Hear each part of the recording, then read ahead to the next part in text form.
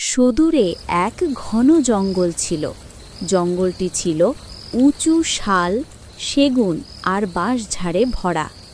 সেখানে বাস করত নানা রকম পশু পাখি, বাঘ, হরিণ, হাতি, বানর, কাক, টিয়ে সবাই মিলে একসঙ্গে থাকত। সেই জঙ্গলের রাজা ছিল একটি সিংহ, যার নাম সুবীর। সুবীর ছিল ন্যায়পরায়ণ, শক্তিশালী রাজা, তাই সবাই তাকে অনেক শ্রদ্ধা করত। প্রতিদিন ভোরে পাখিরা গান গাইত, হরিণেরা দৌড়ে বেড়াত আর হাতিরা নদীতে স্নান করত। জঙ্গল যেন ছিল এক শান্ত পরিবারের মতো। একদিন দূরদেশ থেকে এলো এক শেয়াল, নাম তার চতুর। সে বাইরে থেকে অনেক ধূর্ততা শিখে এসেছে। জঙ্গলে ঢুকেই সে ভাবল, এখানে সবাই একেবারে সরল। যদি আমি চালাকি করি তবে সবাইকে বোকা বানিয়ে নিজের সুবিধা নিতে পারব। প্রথমেই সে হরিণদের কাছে গিয়ে বলল, শুনেছ, বাঘ নাকি ঠিক করেছে তোমাদেরই শিকার করবে। হরিণেরা আতঙ্কে ছুটোছুটি শুরু করল। তারপর সে বাঘের কাছে গিয়ে বলল, হরিণরা বলছে তুমি জঙ্গলের রাজা হওয়ার যোগ্য নও। এই কথা শুনে বাঘ রেগে আগুন হয়ে উঠল। ধীরে ধীরে পুরো জঙ্গলে সন্দেহ আর ভয় ছড়িয়ে গেল। রাজা সুবীর দেখলেন জঙ্গলের শান্তি দিনের পর দিন যেন হারিয়ে যাচ্ছে। সবাই অকারণে ভয় পাচ্ছে, একে অপরকে দোষারোপ করছে। তিনি বুঝলেন এর পেছনে নিশ্চয়ই কোনো ষড়যন্ত্র আছে। সুবীর রাজসভা ডাকলেন। সবাইকে একত্রিত করে বললেন, যদি আমরা একে অপরকে না বিশ্বাস করি তবে জঙ্গল ধ্বংস হয়ে যাবে। আমি খুঁজে বের করব আসল দোষী কে। সেই রাজসভায় উপস্থিত ছিল এক বুদ্ধিমান কাক, নাম তার কালো। সে রাজাকে বলল, মহারাজ, আমার মনে হয় শেয়াল চতুরের দিকেই একটু খেয়াল রাখা দরকার। আপনি চাইলে আমি ওর পিছনে নজর রাখব। ঠিক আছে, তুমি ওর ওপর নজর। কাক গোপনে শেয়ালকে অনুসরণ করতে লাগল। কাক দেখল শেয়াল চতুর বানরের কাছে গিয়ে বলছে, তুমি যদি আমার সঙ্গে থাকো তবে আমি তোমাকে রাজা বানিয়ে দেব। আবার টিয়ের কাছে গিয়ে বলছে, রাজা সুবীর নাকি তোমাদের গান পছন্দ করে না, তাই ভালো হয় যদি আমাকে নেতা বানাও। কাক সব শুনে নিল। এরপর উড়ে গিয়ে সিংহকে সব জানালো। সবকিছু শুনে সিংহ বলল, ও, তাহলে এসব কিছুর পেছনে শেয়াল চতুরের হাত আছে না? ঠিক আছে, কালকে আমি তাকে যথাযথ শাস্তি দেব। পরদিন সকালে রাজা সুবীর সবার সামনে শেয়ালকে ডেকে আনলেন। তিনি গম্ভীর গলায় বললেন, চতুর, তুমি জঙ্গলে এসে বিভেদ সৃষ্টি করেছ, একে অপরের মাঝে সন্দেহ ছড়িয়েছ। এখন সবাই বলুক, কে তোমার কথায় বিভ্রান্ত হয়েছিল? হরিণ, বাঘ, বানর, টিয়ে সবাই মাথা নিচু করে সত্যি কথা স্বীকার করল। সুবীর গর্জে উঠলেন, জঙ্গলে ভয়ের কোনো দরকার নেই। এখানে সবাই সমান। যে শান্তি ভঙ্গ করে তার কোনো জায়গা নেই এই জঙ্গলে। শেয়াল লজ্জায় পড়ে গেল আর সে বলল, রাজা সুবীর, আপনি আমাকে ক্ষমা করে দেন। আমি আমার কৃতকর্মের জন্য অনেক দুঃখিত। এমন কাজ আমি আর করব না। ভুল করলে শাস্তি তো পাওয়া উচিত, কিন্তু যদি কেউ সত্যি অনুতপ্ত হয় তবে তাকে সংশোধনের সুযোগ দেওয়া দরকার। তিনি শিয়ালকে জঙ্গল থেকে তাড়ালেন না, বরং বললেন, তুমি যদি সবাইকে সাহায্য করো তবে এখানে থাকতে পারবে। চতুর শিয়াল সত্যিই বদলে গেল। ধীরে ধীরে সে অন্য পশুদের সাহায্য করতে শুরু। নৈতিক শিক্ষা: মিথ্যা ও বিভেদ কখনো দীর্ঘস্থায়ী হয় না। ঐক্য, বুদ্ধি আর সত্যতার জোরেই সমাজে শান্তি ফিরে আসে। আরও এমন কার্টুন ভিডিও পেতে আমাদের চ্যানেলটিকে লাইক এবং সাবস্ক্রাইব করুন।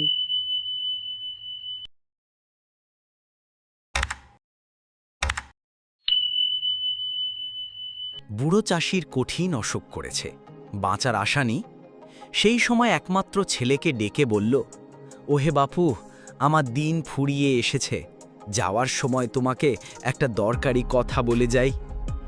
তুমি তো ভুলে গেলে না তোমার লুকানো সোনা কোথায় রাখা আছে? সেটাই তো বলার জন্য ডেকেছি।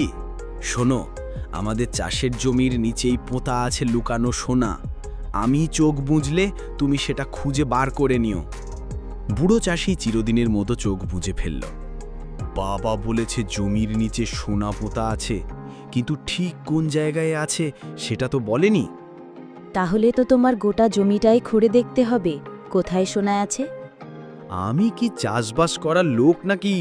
সারা জীবন তো শুয়ে বসেই কাটালাম, এই গরমে আবার খোঁড়া খুঁড়ে। তাহলে মজুর ডেকে আনো, সোনা যদি সত্যি পাওয়া যায় তাহলে কপাল খুলে যাবে। বাবা যখন বলেছেন তখন চেষ্টা করে দেখো। ঠিক আছে, দুজন মজুর ডেকে এনে জমি খুঁড়তে দিচ্ছি। ওদের ওপর পুরো ভরসা করো না, তুমি নিজেও কোদাল নিয়ে মাঠে যাও।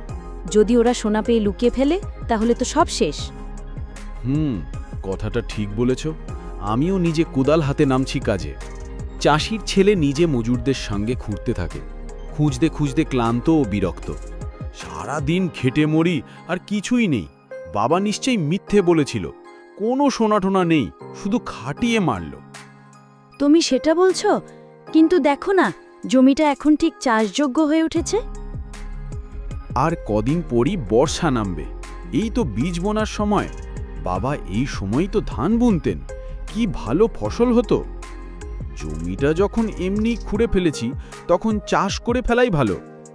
বউ হাট থেকে ভালো বীজ এনে দেয়, ছেলে মাঠে কাজ শুরু করে। তুমি এখন রোজ সকালে কাজে যাচ্ছ, সত্যি তোমাকে দেখে এখন গর্ব হয়। বর্ষা নামে বৃষ্টিও ভালো হয়, ফসল ফুটতে শুরু করে। দেখো, বাবা মিথ্যে বলেননি, সত্যিই তো সোনা ফলেফে জমিতে। সোমকে উঠে মাঠের দিকে তাকিয়ে, এটা তো আমি কখনো ভাবিনি, জমিতে এত ভালো ফসল হয়। ফসল কেটে হাটে বিক্রি করে। এই দেখো 1 থলি টাকা। আমার ধারণাই ছিল না জমি চাষ করে এত টাকা আয় হতে পারে। তাহলে বোঝো, জমিতে সত্যি সোনা পোতা ছিল। 16 আনা ঠিক। আজ আমি বুঝলাম পরিশ্রম করলে তার পুরস্কার ঠিকই মেলে। বাংলার দক্ষিণে ছিল এক বিশাল বন, নাম তার নীলবন। এখানকার গাছের পাতাগুলো রোদে নীলচে রঙের দেখাতো, তাই এই বনের নাম নীলবন। সেখানে বাস করত নানা রকমের প্রাণী, হাতি, হরিণ, বানর, পাখি। বনের শান্তি ছিল জগৎ বিখ্যাত। প্রাণীরা কখনো একে অপরকে আঘাত দিত না, সবাই মিলেমিশে থাকত একটু পরিবারের মতো। কিন্তু একদিন বনে এলো এক ভয়ানক বাঘ। সে তার ডেরা জমালো এই জঙ্গলে। সে রোজ কাউকে না কাউকে ধরে খেয়ে ফেলতে লাগলো। তার ভয় সারা বনের প্রাণীদের মধ্যে ছড়িয়ে পড়ল। বনের প্রাণীদের জীবনে নেমে আসলো কালো অন্ধকার। আস্তে আস্তে বনে প্রাণীদের সংখ্যা কমে আসতে লাগলো। তখন বনের প্রাণীরা একটি সভা ডাকল। সেখানে সবাই মিলে আলোচনা করল। আলোচনা করে ঠিক হলো যে প্রতিদিন একজন করে প্রাণী নিজে থেকেই বাঘের কাছে যাবে এবং তার খাবার হবে, যাতে অন্য প্রাণীরা বাঘের আক্রমণ থেকে বেঁচে থাকে। আলোচনা শেষ করে এ কথা বাঘকে জানানো হলো। এ কথা শুনে বাঘ বলল, ঠিক আছে, প্রত্যেক দিন যদি আমার কাছে একটি করে প্রাণী খাবার হিসেবে আসে, তাহলে আমি অন্য প্রাণীদের উপর আক্রমণ করব না। তারপর থেকে প্রতিদিন একটি করে প্রাণী বাঘের কাছে খাবার হিসেবে যেতে লাগলো। বাঘও বসে বসে তার ভোজন উপভোগ করতে লাগলো। একদিন বাঘের কাছে যাওয়ার পালা এলো এক ছোট খরগোশের। তখন সবাই দুঃখ পেল, কিন্তু খরগোশ বলল, তোমরা কেঁদো না, আমি কিছু একটা উপায় বের করব। এ বলে খরগোশ সবার কাছ থেকে বিদায় নিয়ে ধীরে ধীরে বাঘের গুহার দিকে রওনা দিল। কিন্তু সে ইচ্ছে করে বাঘের গুহাতে অনেক দেরি করে পৌঁছালো। বাঘ গর্জে উঠে, এত দেরি কেন? খরগোশ ভয় পেয়ে বলল, ও মহারাজ, আমি তো সময় মতোই রওনা হয়েছিলাম, কিন্তু পথে আরেকটা বাঘ আমাকে ধরে সে বলল সেই জঙ্গলের রাজা। এ কথা শোনা মাত্র বাঘ রেগে আগুন। সে গর্জে উঠে বলল, কি? আর একটা বাঘ? তার এত বড় সাহস, সে কিনা বলে সেই জঙ্গলের রাজা? আমি হলাম এই জঙ্গলের একমাত্র রাজা, আর আমি ছাড়া এই জঙ্গলের রাজা হওয়ার কারো অধিকার নেই।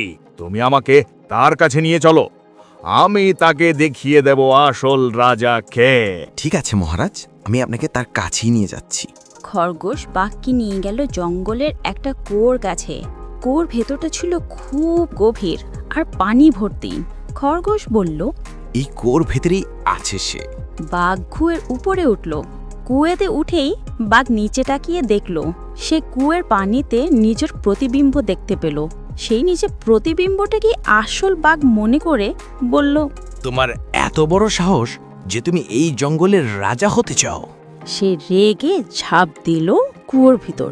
বাঘ কুয়োর জল হাবুডুবু খেতে লাগলো আর সে চিৎকার করে খরগোশকে বলতে লাগলো, খরগোশ ভাই, তুমি আমাকে বাঁচাও, আমি ডুবে যাচ্ছি, তুমি আমাকে বাঁচাও।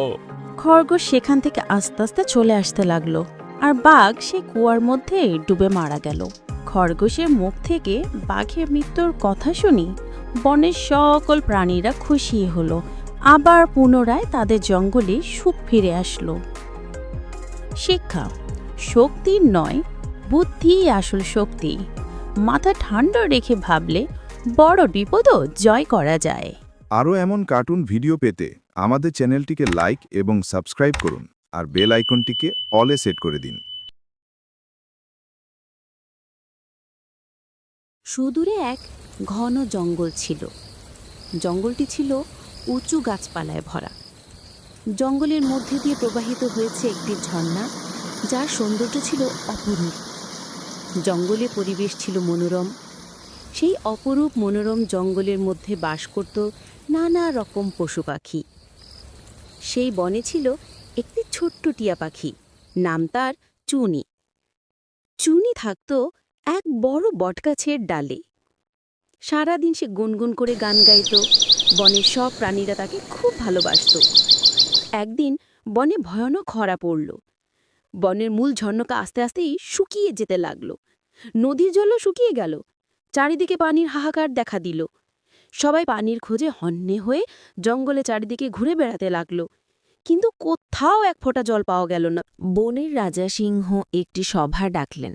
এখানে তিনি ঘোষণা করলেন, যে কেউ পানির উৎসের খোঁজ দিতে পারবে তাকে সবার সামনে পুরস্কৃত করা হবে। এই খবরটা জঙ্গলের সকল পশুর মধ্যে ছড়িয়ে পড়ার সঙ্গে সঙ্গে সকল পশুরা পানি খুঁজতে বের হল।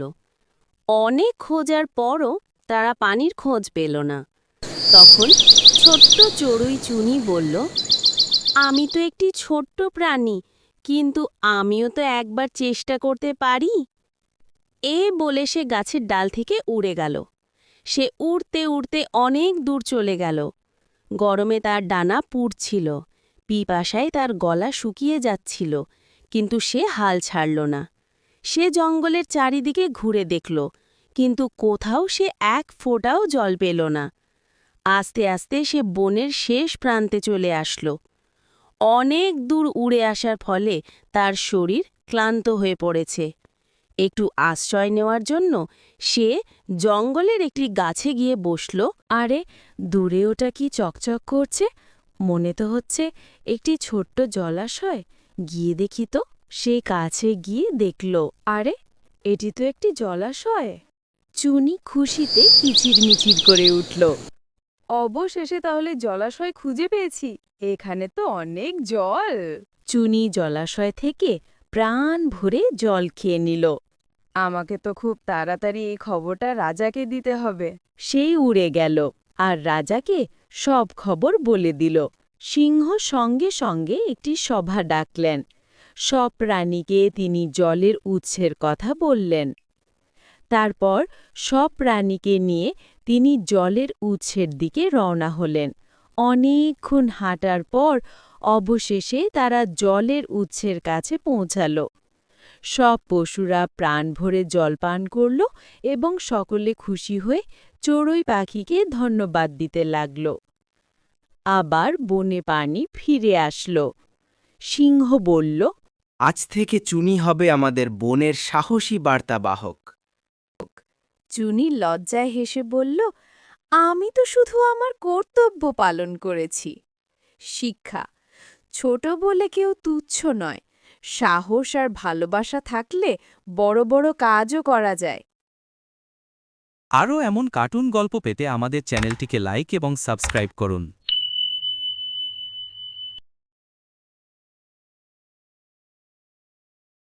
মেঘলা বিকেলে জানলার পাশে বসে আছে এক তরুণ, আর তার টেবিলে ছড়ানো রয়েছে পুরনো কিছু চিঠি। আজকাল কি আর চিঠি লেখে, কিন্তু একদিন এই চিঠিই ছিল কারো হাসির কারণ, কারো চোখের জল। আজ আমি সেই শেষ চিঠিটার গল্প বলতে চাই। গ্রামের স্কুলে আরিফ আর নীলা সহপাঠী। দুজনের বন্ধুত্ব ধীরে ধীরে ভালোবাসায় পরিণত হয়। নীলা ছিল হাসি খুশি মেয়ে, তার চোখে ছিল গল্প, মুখে ছিল সকালবেলার রোদ। আর আরিফ ছিল সুদর্শন ও পড়াশোনায় অনেক ভালো। স্কুল ছুটির পর দুজনেই নদীর ধারে বসে স্বপ্ন দেখত একদিন তারা শহরে যাবে, একসাথে একটা বড় জীবন গড়বে। 5 বছর পর আরিফ স্কুলের পরীক্ষা শেষ করে চলে যায় শহরে পড়াশোনা করতে, আর অন্যদিকে নীলা পরীক্ষা শেষ করে গ্রামের স্কুলেই শিক্ষকতা শুরু করে। সময় বয়ে যায়। প্রথম দিকে ফোনে কথা হলেও আস্তে আস্তে ফোনে কথা বলাও কমে আসে। জীবনে বেড়ে যায় ব্যস্ততা। তারপর একদিন নীলার চিঠি আসাও বন্ধ হয়ে যায়। এইসব কথা বলতে বলতে আরিফ ফিরে আসে বর্তমানে। আরিফ তার পুরনো ডায়েরির মাঝে দেখে একখানা অচেনা খাম। চিঠিটা কখন এসেছিল তা সে জানে না। চিঠিতে পোস্টের তারিখ দেওয়া আছে 3 বছর আগের। চিঠিটি খুলে দেখতেই তার চোখে মৃদু মৃদু কণায় জল চলে আসলো। তাতে লেখা ছিল, আরিফ, আমি জানি তুমি ব্যস্ত আছো, তবু ভাবলাম চিঠিটা লিখি। আমি ভালো আছি, শুধু একটা কথাই মনে পড়ে, তুমি একদিন বলেছিলে একটা দিনও আমার সাথে কথা না বললে তোমার মন খারাপ হয়। এখন তো মাস কেটে যায়, তবু আমি অপেক্ষা করি, কারণ ভালোবাসা মানে তো ঠিক এই অপেক্ষায়। আমি তোমাকে চিঠিটা পাঠালাম, তুমি ভালো থেকো, ইতি নীলা। চিঠিটা পড়ে আরিফের চোখে জল চলে আসলো। চিঠিটা শেষ পর্যন্ত পৌঁছেছিল নিজের গন্তব্যে, কিন্তু মানুষটা আর বেঁচে নেই। নীলা অসুস্থ হয়ে চলে গিয়েছে বছর 2 আগে। আরিফ গিয়ে সেই পুরনো নদীর ধারে বসল, যেখানে তারা স্বপ্ন দেখত। বাতাসে দুলতে থাকে ফুলগুলি, আর আরিফ বলতে থাকে, কখনো সময় পেলে ফিরে এসো নীলা, এবার আমি তোমার জন্য অপেক্ষা করব। সূর্য অস্ত যাচ্ছে। ভালোবাসা হারিয়ে যায় না, শুধু ঠিকানাটা বদলে যায়। আরও এমন কার্টুন গল্প পেতে আমাদের চ্যানেলটিকে লাইক এবং সাবস্ক্রাইব করুন।